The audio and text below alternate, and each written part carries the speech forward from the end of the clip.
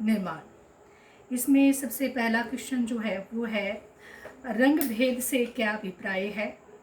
विश्व के किस देश में रंग भेद की नीति अपनाई हुई थी? तो इसका सही आंसर है कि इस नीति में लोगों को उनकी चमड़ी यानी जो त्वचा का जो रंग है उसके अनुसार बांटा जाता है, यानी उसकी जो स्किन है, उसकी जो त्वचा है वह गोरी है या काली है, उसके आधार पर बांटा जाता है। इस प्रकार चमड़ी के रंग के आधार पर भेदभाव करना रंग भेद की नीति कहलाती है।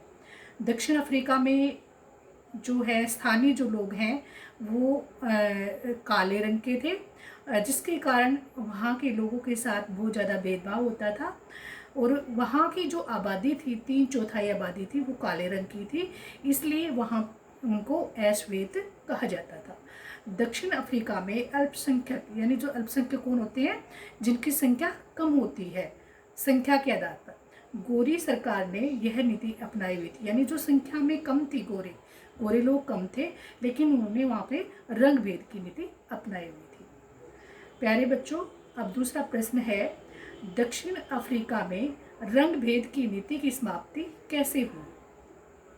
इसका उत्तर है, दक्षिण अफ्रीका को 1948 में स्वतंत्रता मिली, लेकिन सरकार पर ब्रिटिश मूल के गोरे लोगों का नियंत्रण था। यानी वहाँ पे जो ब्रिटिश लोग थे, अंग्रेज थे, वहाँ पे उनका शासन था।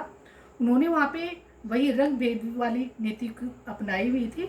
उन्होंने दक्षिण अफ्रीका के अश्वेत लोगों को अधिकार से वंचित रखा, यानी जो अधिकार मिलने चाहिए वहाँ के लोगों को उनको नहीं दिए, उनके साथ भेदभाव किया, जिसके चलते इसका विरोध करने पर उन्होंने अफ्रीकी नेशनल कांग्रेस के नेता नेल्सन मंडेला को 28 वर्ष तक की जेल रखी है। यानी जब उन्होंने अश्वेत लोगों ने इसका विरोध किया तो अंग्रेजों ने क्या किया, वहाँ के जो नेता थे, अफ्रीकी नेशनल कांग्रेस के बहुत बड़े नेता थे नेल्सन मंडेला, तो उनको ही 28 साल तक जेल में रखा।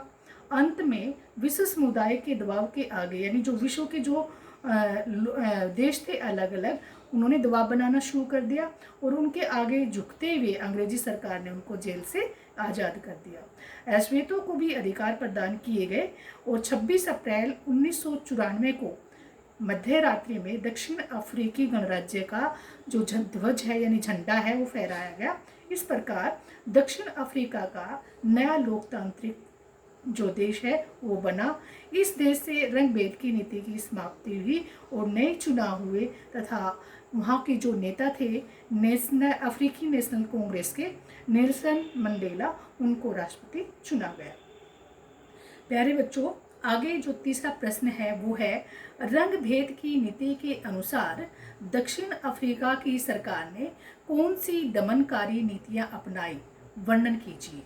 तो इसका आंसर है, रंग भेद की नीति के अनुसार जो अंग्रेजी सरकार थी, दक्षिण अफ्रीकी की जो गोरी सरकार थी, उसने जो दलगत नीतियां हैं वो अपनाई। सबसे पहली कौन सी थी? नंबर 1, अश्वेतों को गोरों की बस्तियों में रहने बसने की आज्ञा नहीं थी, परमिट होने पर ही वहाँ पर जाकर काम कर सकते थे। यानी जो अश्वेत लोग थे उनको जो गोरे लोगों की बस्तियाँ थी वहाँ जाने का अधिकार ही नहीं था, और उनको जाना होता था काम के लिए तो उसके लिए उनको पहले परमिशन लेनी होती थी गोरे लोगों की। अब दूसरा है, इसमें दूसरा पॉइंट है,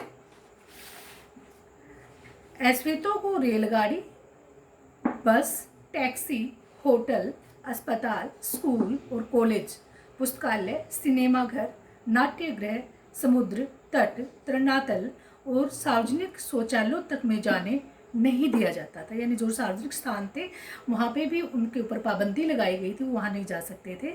उनके लिए ये सब अलग अलग थे, यानी ये जो चीज़ें थी उनके लिए अलग थी, श्वेतों के लिए अलग और अश्वेतों के लिए अलग। अब अगला प्रश्न तीसरे नंबर पे है, काले लोग गोरे लोगों के गिरजाघरों में नहीं जा सकते थे। यानी जो पूजन स्थान थे वहाँ के, जो गिरजाघर थे, जो चर्च थे, वहाँ पे गोरे लोग जा सकते थे, अश्वेत लोग नहीं जा सकते थे, उनके ऊपर पाबंदी थी।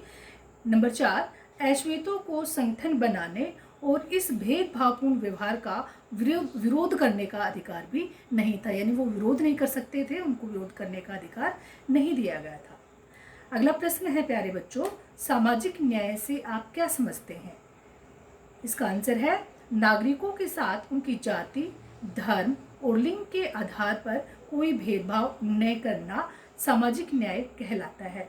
यानी वो किस जाति के हैं, किस धर्म के हैं और क्या उनका लिंग है, स्त्री है या पुरुष है, उनके ये सब चीज़ें जान करके सबके साथ समान व्यवहार करना, ठीक है, ये क्या है, ये सामाजिक न्याय है। राज्य की नज़र में सभी नागरिक समान है।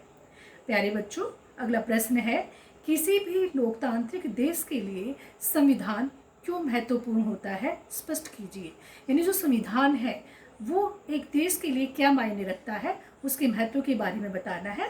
तो सबसे पहला पॉइंट इसमें ये है कि संविधान सरकार तथा नागरिकों के आपसी संबंधों की व्याख्या करता है। यानी सरकार के और नागरिकों के आपस के संबंध कैसे होंगे, ये इन सब की व्याख्या हमारे संविधान में होती है।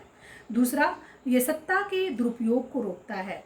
यानी जो शक्ति दी गई है, जनता के द्वारा सत्ता दी गई है, उसका प्रयोग कैसे करना है, उसके ऊपर पाबंदी भी संविधान के द्वारा लगाई जाती है। उसके लिए गाइडलाइंस जो हैं वो संविधान के द्वारा तय की जाती है, ताकि वो अपनी शक्ति का, अपनी सत्ता का प्रयोग सरकार जो है वो उसका दुरुपयोग ना करे।